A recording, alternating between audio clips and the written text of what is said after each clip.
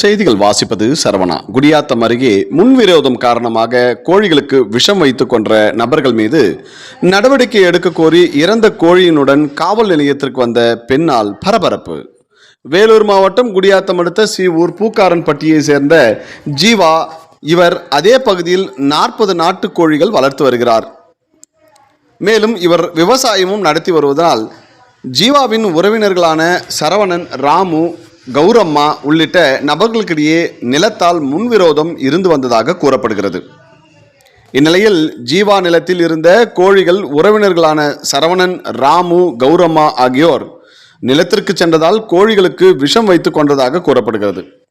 இது தீவிரமாக ஏற்கனவே 3 நாய்கள் மற்றும் ஆடுகளுக்கு விஷம் வைத்து கொண்டதாகவும், நேற்று இன்றும் 10 கோழிகள் உயிர் இழந்துள்ளன என்றும், தற்போது உள்ள 10 கோழிகள் உயிருக்கு ஆபத்தான நிலையில் உள்ளதாகவும், இதில் ஆத்திரமடைந்த ஜீவா இறந்த கோழிகளுடன் குடியாத்தம் காவல் நிலையத்தில் புகார் அளிக்க வந்ததால் பரபரப்பான சூழ்நிலை ஏற்பட்டது.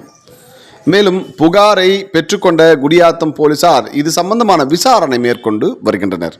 முன் விரோதம் காரணமாக கோழிகளுக்கு விஷம் வைத்துக் கொன்ற சம்பவம் அந்த இடத்தில் பெரும் பரபரப்பை ஏற்படுத்தியுள்ளது. செய்திகளுக்காக ஏழுமலை.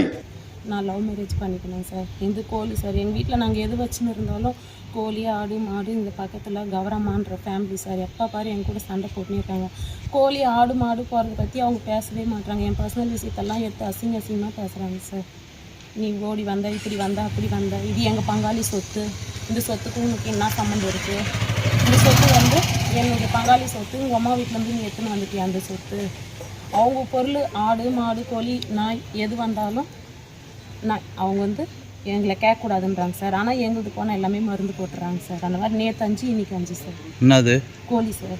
என்ன மருந்து போட்டாங்க? கொக்கு மருந்து சார்.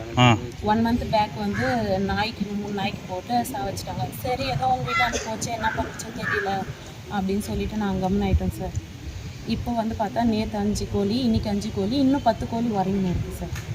50 கோழி இருக்கும் சார். அவங்க நேரத்துக்கு போகாத மாதிரி வேலி போட்டுட்டு தான் இருக்கேன் சார். வேலி தாண்டி மருந்து போட்டுருக்காங்க சார். இந்த மாதிரி கோழிக்கு போனால் கூட அந்த கதை வரையும் பேச மாட்டுறாங்க சார். அசிங்கமாக பேசுகிறாங்க, இது பண்ணுறாங்க. நான் 2 பொம்பளை பசங்க வச்சுன்னு இருக்காங்க, உனக்கு எதுக்கு சொத்து, உனக்கு என்ன பையன் இல்லை, அந்த மாதிரியெல்லாம் மென்ஷன் பண்ணி பேசுகிறாங்க சார். நான் இறந்த கோழியோட குடியாத்த காவல் நிலையத்துக்கு வந்துருக்கேன் சார். எனக்கு நீதி வேணும் சார்.